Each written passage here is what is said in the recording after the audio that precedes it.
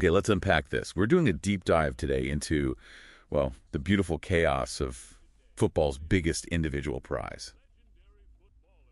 The Ballon d'Or. Right. It's meant to be about the whole year, isn't it? Who is the absolute best over like 12 months? Exactly. And for, most of the season, it felt like a really tight race. There were definitely a few names popping up again and again at the top. Yeah, based on the sources we've looked at before that massive Champions League final, you had guys like Kylian Mbappé, Raphinha, Lamine Yamal, and Mo Salah. They were like the clear front runners, weren't they? Oh, absolutely. Yeah. Mbappé, well, you just saw the fear in defenders, that speed, the finishing, just lethal. Unstoppable at times. And Raphinha, the sources paint him as this Brazilian maestro figure, always creating something, Crucial assists, spectacular goals. Yeah, real magic. Felt like he was pulling the strings for his team quite often. Definitely. Then, this story of Lamine Yamal, just incredible. A teenager. I know. Just defying all expectations, wasn't he? Playing with this, audacity, unreal talent for his age. Totally. And you can't forget Salah.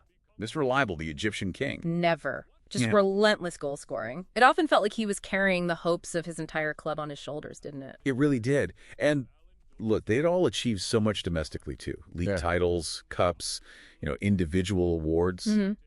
Everything seemed lined up for one of them to lift that golden ball. It felt almost predictable in a way. Right.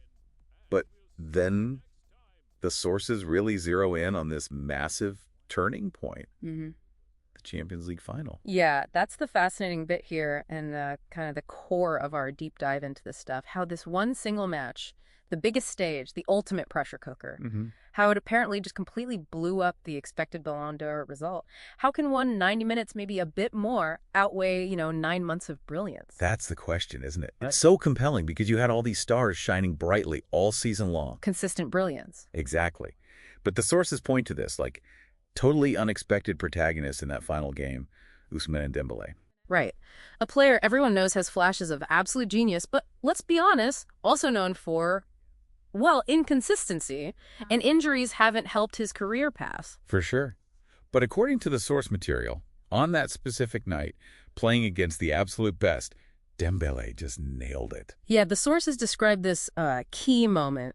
A crucial run he makes, just tears through the defense. Like a certain burst of pace. Exactly. Splits everything open. And then the decisive pass, the source calls it game-winning, led straight to the goal or the assist that won them the cup. So you have Mbappé, Raphinha, Yamal, Salah, all with these epic seasons behind them. Months and months of top performances. It's Dembélé lifting that Champions League trophy. That just completely changes the whole conversation. It sort of maybe accidentally extinguishes the hopes of the others. Seems like it. The sources suggest that the sheer visibility and impact of that one performance in that final, on the biggest stage, it just overshadowed everything else that came before for the other contenders.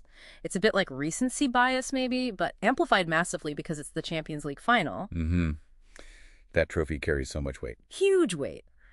So this one peak performance suddenly catapults Dembélé from, a talented but maybe inconsistent player to, bam, the new favorite for the Ballon d'Or, out of almost nowhere. It's kind of the unpredictable beauty of football, isn't it? One moment, one game can redefine everything. Absolutely. Wild. It definitely makes you pause and think, though, when we're deciding who was the best over a whole year. Yeah.